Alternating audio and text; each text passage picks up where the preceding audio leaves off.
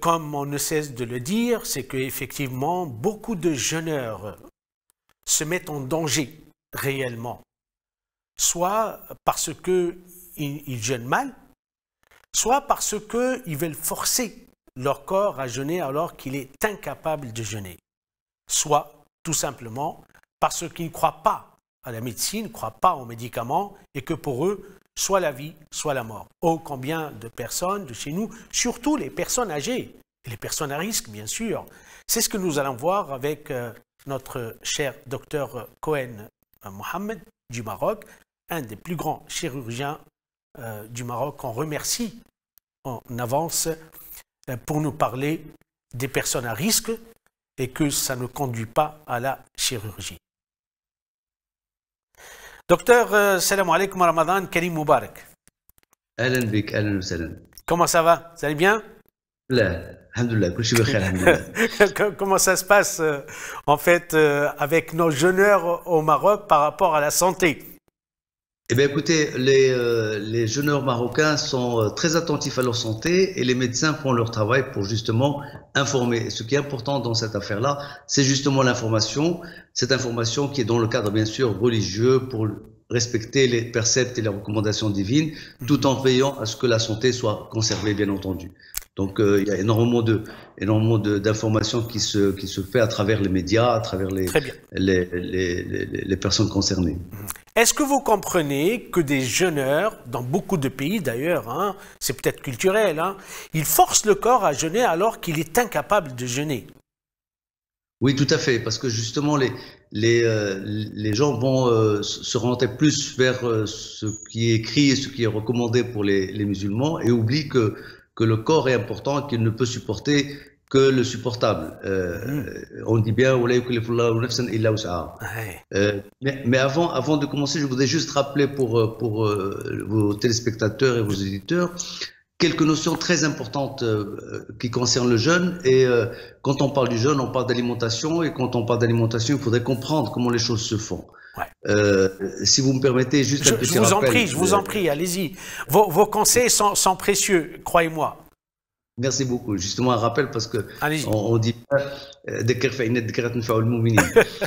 alors, ce que je vous disais, c'est que quand on s'alimente, il faudrait veiller à mâcher doucement. Et lorsqu'on mâche doucement, on sécrète de la salive. Et ceci dit que mâcher, c'est surveiller sa dentition et s'assurer avant le jeûne ou tout le temps qu'on a une bonne dentition parce que ça permet de s'alimenter normalement et efficacement. Et donc, cette alimentation arrive au niveau de la bouche, il y a une sécrétion de la salive, et puis arrive au niveau de l'estomac, il y a une sécrétion au niveau de l'estomac.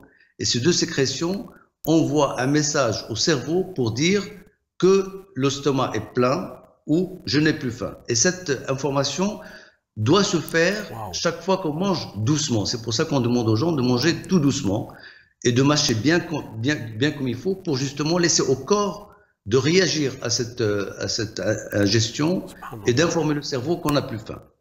Ça a un impact extraordinaire parce que quand on jeûne, on arrive à la rupture du jeûne et on a très très faim et on se jette sur l'alimentation, on mange vite et on ne laisse pas le temps au corps de faire cette information et de dire qu'on n'a plus faim. Du coup, on remplit beaucoup le ventre et on n'est pas bien. Docteur, s'il vous plaît, j'aimerais bien m'arrêter à ce point parce qu'on le trouve dans toutes les cultures, dans toutes les traditions. Et c'est vrai que l'être humain, les jeûneurs, les croyants, ils ont l'impression, je dirais-je, qu'il faut qu'ils avalent en fait le plus possible, le plus tôt possible pour se rassasier et surtout pour sortir du jeûne. Est-ce que vous comprenez ce comportement? Oui, je comprends, mais justement parce que nous sommes des êtres humains, nous sommes des êtres du désir et par conséquent, on est aussi amené à des démesures. Par exemple, quand on a jeûné toute la journée, on a envie de se jeter sur l'alimentation, ce qui fait que ce n'est pas très très bon parce qu'on digère mal, d'une part, parce qu'on ne profite pas pleinement de ce qu'on mange et parce qu'on va être complètement rassasié et fatigué à la suite. Donc l'important, c'est de comprendre qu'il faut mâcher doucement, qu'il faut manger doucement, qu'il ne faut pas parler lorsqu'on mâche pour que l'estomac ne se remplisse pas d'air. Et ça, c'est extrêmement important. Alors, moi je dis à mes patients qu'il faut prendre les conseils de mon grand-père. Il me disait que quand on rompt le jeûne, il faut prendre juste une petite date et un verre de lait, aller faire sa prière et revenir pour manger. Et je pense que c'est une très très bonne technique pour assimiler l'alimentation, pour ne pas arriver à cette plénitude gastrique qui est très très gênante et qui ne profite à personne. Docteur, c'est la raison pour laquelle, je me rappelle très bien, j'étais invité par une famille marocaine. Et moi qui est tunisien, donc comme on a l'habitude, malheureusement, c'est tradition, que voilà, il faut manger en fait, voilà, parce qu'on a faim, donc il faut manger, il faut boire. Et lorsque je suis arrivé, je me rappelle très bien, ça je l'oublierai jamais de ma vie, c'est que ils nous ramenaient en fait juste l'hors d'œuvre, juste en fait l'introduction en disant. Et qu'on a pris le temps. Alors moi, bien sûr, je m'attendais à ce que directement, allez, on va s'acharner sur notre corps et on va manger. Et là, ils nous ont ramené le plat de résistance qu'après 2 heures. Je me suis dit, attends, il y a un problème. Donc la prochaine fois, c'est fini. Je vais faire très attention. Et c'est vrai, je reconnais que, en fait, parce que j'avais hâte, parce que je croyais que c'était vraiment le plat qu'on allait manger, j'ai mangé trop. Et là, c'est vrai que nous reconnaissons au moins la tradition marocaine. Et c'est vrai, on le voit très bien en Europe, hein, c'est que on mange de peu, hein, de ce qu'il faut pour en fait ne plus avoir faim et soif. Bien que la soif et la faim, c'est juste une sensation. Vous le confirmez, docteur? Tout à fait, oui, tout à fait. Mais justement, pour revenir à la soif, le conseil qu'on pourrait donner effectivement aux gens qui jeûnent, c'est boire justement et ne pas se déshydrater. Parce que le jeûne va entraîner, va forcer le corps, bien évidemment. Bien sûr. Et par conséquent, le corps va réagir. Les gens qui ne boivent pas beaucoup peuvent développer des calculs dans les reins. Et ça peut entraîner une visite aux urgences pendant le mois de Ramadan. Les gens qui sont diabétiques, par exemple, il faut qu'ils sachent, si le médecin leur dit de ne pas jeûner, il ne faut pas qu'ils jeûnent. Parce qu'il y a des médicaments à prendre, des médicaments à des heures précises, à des heures régulières, de façon... il faut observer ces traitements-là, sinon on va se retrouver dans des situations où on est obligé d'aller aux urgences parce que on fait soit une hypoglycémie, soit un excès de diabète, et ça, c'est pas bon. Et le troisième problème qu'il faudrait éviter aussi, c'est justement les problèmes gastriques. C'est-à-dire que lorsqu'on ne mange pas bien, lorsqu'on mange vite, lorsqu'on jeûne pendant une longue période, alors que c'est déconseillé parce qu'on a soit des lésions au niveau de l'estomac, soit un ulcère, soit une gastrite, et ben ça peut entraîner aussi des effets secondaires et ça peut entraîner aux urgences. Donc, avant de jeûner, je pense qu'il faut, surtout pour les personnes âgées, les personnes qui ont des maladies, il faut absolument consulter le médecin, prendre de ses conseils et ne pas jeûner quand il ne faut pas, parce que c'est et il ne faut pas jeûner lorsque c'est interdit par le médecin. Et lorsqu'il faut jeûner, il faut observer certaines règles qui permettent au corps de supporter le jeûne et de bien faire son devoir vis-à-vis de sa religion. Très bien. Qu'en est-il, docteur, par rapport au sahour? Est-ce qu'il a le même principe, c'est qu'on doit le prendre lentement? Donc, qui dit lentement, donc on doit se réveiller tôt quand même, pas la dernière minute en fait, pour se hâter et presser, malheureusement, se précipiter. Qu'en est-il là-dessus? Alors, pour le sahour, moi je conseille justement de faire un bon repas. Et donc, pour faire un bon repas, il faut se réveiller bien en avant de la prière et justement manger plus protéines, se réhydrater, boire beaucoup d'eau et manger éventuellement soit du poulet, soit de la viande, éviter les sucres parce que les sucres se dégradent rapidement et tout de suite après on a faim. Et les aliments protéiques permettent de tenir toute la journée. Donc il faut, à mon avis, changer les habitudes et essayer de manger plus de protéines, plus de viande, plus des œufs, plus de poissons pour justement pouvoir tenir toute la journée à jeun. Et ce repas doit être fait tranquillement, pas dans la hâte, pas dans la précipitation, et bien avant l'heure du sahur. Voilà. Très bien. Parce que là, vous nous ramenez à une autre question très importante. En fait, donc si j'ai bien compris, plutôt on favorise le salé que le sucré. Tout à fait, oui. De toutes les manières, le sucre, c'est un poison, il faut bien le rappeler. Trop de sucre, c'est pas bon pour le corps du tout. Et c'est vrai que le mois de Ramadan, c'est un mois très sucré, j'allais dire. On mange beaucoup de dattes, on mange beaucoup de figues, on mange beaucoup de pâtisseries, et ça, c'est pas très très bon. Donc, il faudrait, comme vous dites, privilégier ce qui est salé plus que c'est sucré, privilégier plus que c'est des protéines que du sucre.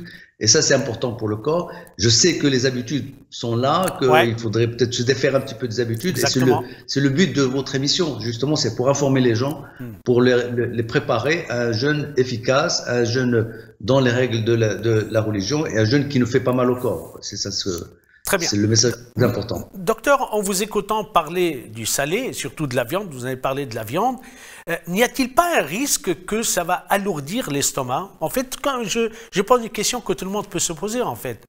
Oui, tout à fait. Mais l'estomac, c'est un espèce de réservoir qui va accueillir les aliments, qui va les permettre leur digestion. Ça ne pose vraiment aucun problème. Qu'on prenne qu'on remplisse l'estomac le matin ou l'après-midi, ça revient au même.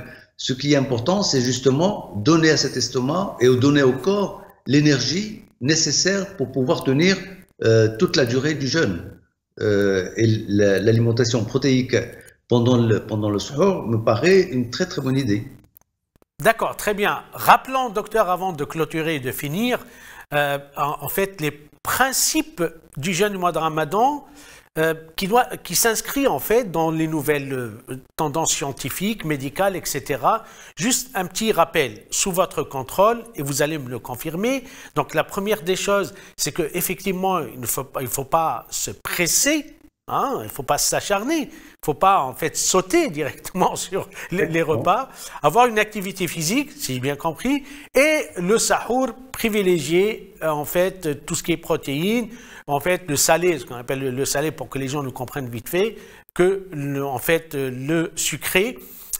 Et si j'ai bien compris, pour résumer, je vous laisse clôturer, parce que ce petit propos, c'est que pour ne pas avoir des risques, pour ne pas se trouver en urgence, on doit effectivement observer ces règles qui sont prophétiques, rappelons-le. Tout à fait. Donc les règles, après, si on veut résumer, c'est justement se réhydrater, boire beaucoup d'eau, ne pas se trouver en manque d'eau. Et si on a un manque d'eau, on va se faire des calculs dans les reins, et ça, on peut se retrouver aux urgences avec des crises de colique néphrétique.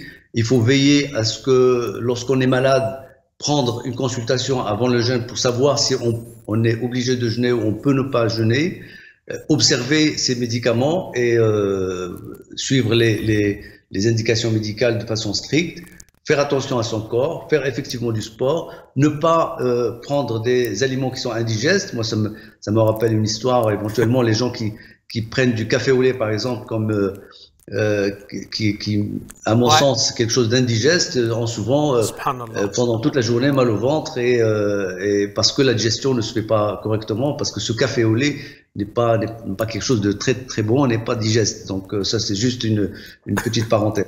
Mais en tous les cas, ce qui est important, c'est de faire attention à son corps, tout en respectant les recommandations divines. Et je pense que ça peut être le mot de la conclusion. Merci beaucoup, Dr Koen Mohamed Barakallahu Fik du Maroc. Vous nous avez éclairé et surtout enchanté parce que vos conseils étaient très précieux, vous étiez précis. Voilà, en fait, c'est vrai que la science, c'est une lumière. Et avec la lumière, on pourrait continuer, en fait, à cheminer vers Allah subhanahu wa ta'ala. C'est très important. Merci beaucoup encore une fois et à la prochaine fois. Ramadan Karim Mubarak à tous les peuples musulmans et surtout à nos chers frères marocains. Merci à vous. Très bonne journée. Voilà, en fait, ainsi s'achève cette émission de Honneur. Et c'est vrai que nous avons essayé, comme chaque fois, de vous informer, de vous mettre en garde aussi, de vous avertir, avec des conseils bien précieux, avec des intervenants en fait de qualité. Merci pour votre attention. On vous souhaite un bon Ramadan. Prenez soin de vous. وربي إن شاء الله يتقبل منا ومنكم أجمعين.